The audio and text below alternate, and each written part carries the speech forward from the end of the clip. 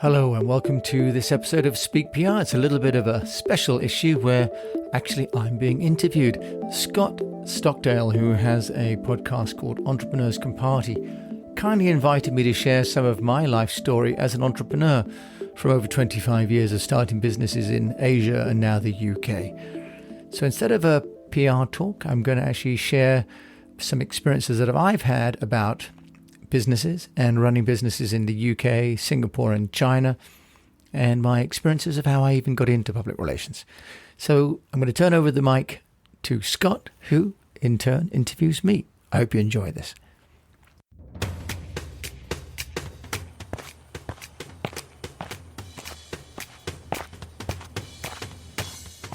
Hey, come on in, and welcome to Entrepreneurs Can Party. Let me show you around. This is an entrepreneurship podcast for business owners, entrepreneurs, creatives, and those aspiring to be so. The aim is to introduce you to inspiring, like-minded people who are doing what they love every single day and having so much fun in the process. You see, business can and should be fun. You'll have the opportunity to hear their stories, be given tools and advice to succeed, and to taste what is possible when you think and dream bigger. Me? I'm your host, Scott Stockdale, and I'll be learning just as much as you as I show you around. It's my job as a fellow entrepreneur to tease out their habits, routines, successes, failures, favourite resources, books, etc, all that good stuff. Alrighty, make yourself at home, grab yourself a drink, and let's get this party started.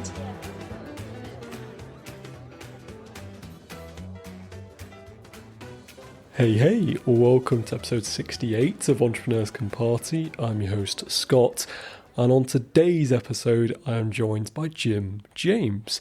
Jim is an entrepreneur and PR specialist who has provided counsel to over 500 clients since 1995 with East West PR agency. Just to make you feel old, Jim, that was the year I was born, so a very long time. So yeah, since 1995, Jim has run 3 suitcase startups. We'll explain what that means in the episode.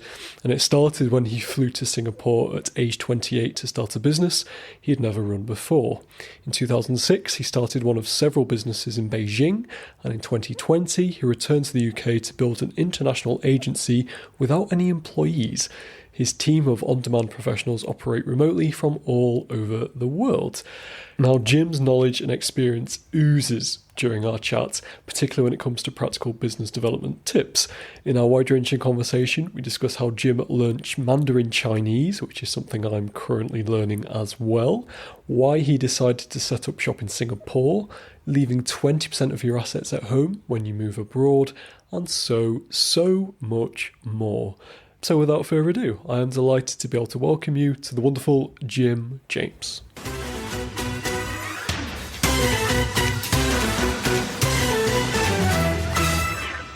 Okay, so hey Jim, welcome to the show. Scott, thank you for having me on Entrepreneurs Can Party. I love the podcast, love the way that you're building this up. So thank you so much, Jim. That means a lot to me, and it's a pleasure to have you on. I know we've chatted a couple of times now, and it's a delight to finally have you on, and the fact you've gone to so many lengths, because for listeners listening right now, Jim is currently in Somerset Orchard in his camper van, and we managed to make this work. So yeah, I'm delighted to have you on, Jim. Do you have a party trick or a hidden talent that people might not be aware of? Yeah, Scott, you may not know this, but I was a little bit of time thinking that I might be from Louisiana. When I was a little boy, just a pup, I lived in South Carolina, but everybody said I really should have been from Louisiana, not from South Carolina. But I don't know if that's a party trick. I love it. It's very Tom Hanks, Forrest Gump-esque. Your wife, she's a fan, isn't that right? She likes the Louisiana accent. My wife's from, also went to North Carolina University, and but when I do that, I do my Bubba shrimp. And I think one of the few times I can get her to laugh. I think she's laughing at me rather than with me. But there we go. Take it either way. A laugh's a laugh. Well, I'm so happy to have you on. PR it seems to be the name of your game. So very much looking to kind of dive into a little bit of that. Something which really stood out for me, well, there's so many things that have stood out for me kind of doing the research into your background. One of which is actually being in Beijing and Singapore. So something I wanted to ask you is, can you speak Mandarin Chinese? And the reason I'm asking this is because it's something I'm currently learning at the moment. So I've been learning Mandarin the last few months. And I did, when I went to China myself in 2015, I figured that I probably needed to learn a bit of Mandarin, which I've since forgotten most of it. But I figured, you know what? People in China might not speak English. So yeah, what's your Mandarin Chinese like? Can you speak it? And can you? Yeah, I think the answer is that my children prefer it if I don't. I was in China for 13 years, and in 2004, I went to the BLCU, the Beijing Language and Culture University, and I studied for 8 weeks in the morning. Then I ran my PR firm in the afternoon, and I learned enough to get around. And now, over 13 years in China, I felt quite proud of my achievements, but my children say that I shouldn't do it in public. As far as I'm concerned, I can get enough food, transport. I've done some business in Chinese, but I didn't take any of the qualifications with it. I believe there's over 800 characters, just like I suppose the equivalent of the UK alphabet, which would be what, 20, however many there are, and then to go from that to like 800. Wow. Well, the real problem with Mandarin is that it's character based as opposed to alphabet based. So, once you've learned the 27 alphabet letters, you can build any number of words. But in Chinese, you have to learn that character for itself. And the second thing is that the characters don't sound the same as they look.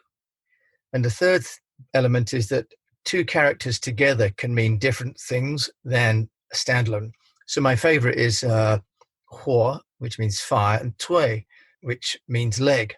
But huo tui samminja is a ham sandwich. Same characters, same pronunciation, but if you put them two together, it means ham. So it's a fun language. I encourage you. It's great mentally because it's a great academic challenge. And the other truth of the matter is that if you do make an effort, even at a low level, people in China really appreciate it. So, if one assumes that there will be mastery, that's quite a great ambition. But if it's to, introduce oneself and to make other people feel that you've made an effort to understand their culture a little bit, it's also beautiful. I mean, the characters are beautiful to look at. So there's a little romance about it as well. Yeah, absolutely. How did you go about learning Chinese? I know you might not necessarily have it kind of nailed on and, mastery level, but in terms of kind of those basics like, greetings and restaurants, things like that. Yeah. How did you go about learning that? Well, one thing was when I went to BLCU, to the Language University in Haidian, at night, I would listen to the Chinese radio. In the same way that you'll meet lots of Chinese who have learned English through television and through music. It's free coaching, right? To go online and listen to Chinese radio, for example. Then secondly, I found a young student who wanted me to, they call Huxiang Fudao, I help you, you help me. So they wanted to learn English and I wanted to learn Mandarin. So we would spend time together. And I also took, in the early days, I took a dictionary because the student took a dictionary with me. Everywhere I went, I would spend hours getting any food. Now, of course, you can use things like Pleco on your mobile phone, and it'll actually scan the characters and will read them for you. It'll find it for you. Yeah, so the technology means that one can take mobile with you. The only other thing is, of course, now that if one uses apps like WeChat, there is a function to auto-translate. So I've had more than one meeting with Chinese where I'll say something in English and they are sitting with me in the room and they press the button on their WeChat and it'll automatically translate both audio and written into Mandarin for them. Oh, amazing. So we're getting to the stage where now there's almost simultaneous translation as well that can be done. So it's not that it's not relevant to learn, but, I was in a hurry because I was running a business and I was later in life, but you can use technology now to get there a lot quicker than I ever did. I like the sound of that character where you scan the character and then it translates it for you. What was that called again? Pleco, Pleco. Pleco. Ah, okay. I'll definitely be checking that out. That sounds really cool. With the kind of meetings and stuff, did you find that many of the people in China actually do speak good English, or was it very much kind of you have to muddle your way through on both sides? Like you both can, do you know what I mean? Yeah, I think it comes down to generation. To younger people speak much more English. Remember, there are more people in China that speak English than in America who speak English. Right? Really? Wow. And so when I started my business, East West Public Relations in Beijing in 2006, I was intent on using my Mandarin, and I had 6 staff, and I would labor through these meetings. And eventually someone just put their hand on my arm and said, Jim, we really appreciate you trying, but it'd be so much quicker and less painful if you spoke English. And what one finds is that, especially through the younger people, but also in government, for example, you find all the government people speak great English. People working in tech, even now people in supermarkets and so on will want to practice their English on you. So if anything, more people want you to speak English to them than want you to speak Mandarin to them. Well, that leads us nicely on to, we've kind of skirted around it a couple of times, your PR agency. I wasn't quite sure. Is it something you're still kind of actively involved in, or is it the other business which we'll kind of get onto that you are more involved with? Yeah, no, I'm absolutely still running East West Public Relations. And so the agency has offices in Singapore and China and now the UK, and just picked up a new client to do work in America. Okay, Scott, yeah, well, about East West Public Relations, back in 1995, when I was 28, I went to Singapore to start East West Public Relations, and I rented a space and hired. And within a couple of years, I had 13 staff, and we were one of the biggest independent agencies in Southeast Asia. And then I went to China in 2006 and opened the offices there. And then in 2008, opened some offices in Bangalore. I'll end up basically working for the staff, because once you've got that many offices and that many people, you spend all your time doing recruitment and management and so on. So this time I've come back to the UK, and over the last 4 years, I've been working on a strategy that I call Geography Independent and Knowledge Driven Agency, and where we're really working towards having a zero employee agency, which is virtually everywhere, or everywhere virtually. So I now use a branded platform, which is called Zoho. And on there, I have all the processes and documentations required. And I have consultants who work with me on projects just like they would in a movie. And they come together as a freelancer to work on a particular project, but using my email, brand, legal entity. So for the clients, they're really only getting the best of the people for that particular project, retainer or short term. But as an organization, I no longer have the drama of trying to manage all the people, because people increasingly don't want to work permanently anywhere. And also they don't want to go to travel. And we've seen this with COVID especially, and it's been a catalyst. But I've been working on this now for 4 or 5 years, because in China, young people couldn't afford to live in Beijing. And the pollution was so bad that on some days you couldn't travel. So you got to a 250, 300 AQI, which meant you couldn't see the other side of the road almost in Beijing. So some of the dynamics in Beijing were a precursor to what we've seen in COVID. So I've been working on a business like this for quite a long time. So East West PR is a global brand. We help business-to-business clients, and we have clients like F-Secure and Tech Data and Rosti, for example. So we have big blue-chip clients that understand that it's the value of what we deliver that's important, not having a large overhead.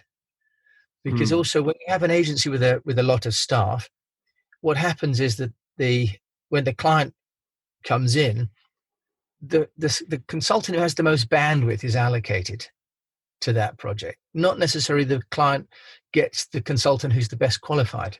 Which makes sense, right? Because actually agencies are, in effect, freelance hiring services of talented, qualified people with a particular specialism.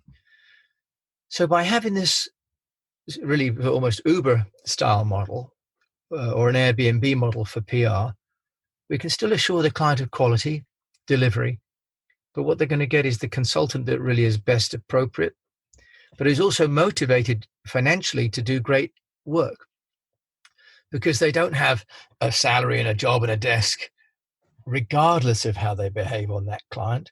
They're judged, by the quality of the work, which is why we've now signed up for Trustpilot. So we start to then have accountability as well. Yeah, I will definitely ask you more about kind of diving into the specifics of that model very shortly. I just want to kind of take it back almost to the origin. So this was something you sent over to me. You started or in your words, started my PR agency because I jumped out of a plane at age 18. Now that's quite a hook, and you had me there. what took you to Singapore in the first place, and then to China? Yeah, would you like to kind of talk to us more a little bit about that? When I was 18, I applied for Operation Rally, which I'm not sure whether you're familiar with, but it's a program where young people go overseas. It's almost like a Duke of Edinburgh scheme, but enhanced. So you'd go overseas. In my case, we went to Australia for 3 months, and so I won this place. You had to compete, so they'd have like 100 applicants for every person who would get a place, and you had to go on tests, and you had to go and do physical tests to see who could withstand some of the hardships that you'd go through.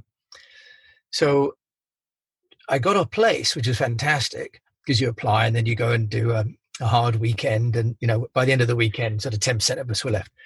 Those sort of things like jumping, going through water and sleeping wet at night and cutting. Mm-hmm. Anyway, so I got the place, but then, of course, it needed £2,000 to go. And so I knew I could do it, but I couldn't afford it. And my family couldn't afford it. So I worked selling toys in a supermarket. And I was never going to make at £38 a week, as it was then, enough money in the time before going to university.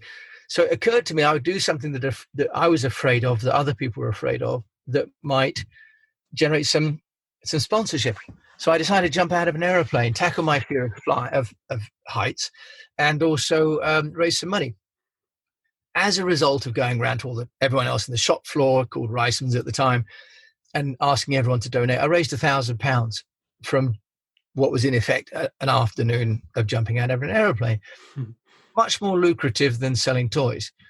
And as a result of jumping out the plane to sponsor, I rang the local newspaper called the Kentish Gazette, and they covered my story. I said, I really want to go. This is my issue. I'm solving it by raising money. And then I got some coverage, and as a result of the coverage, I went to a local outfitter and said, I can get us news coverage if you give me some equipment, hiking boots, backpacks, and so on, because that's part of the 2,000 I needed, right?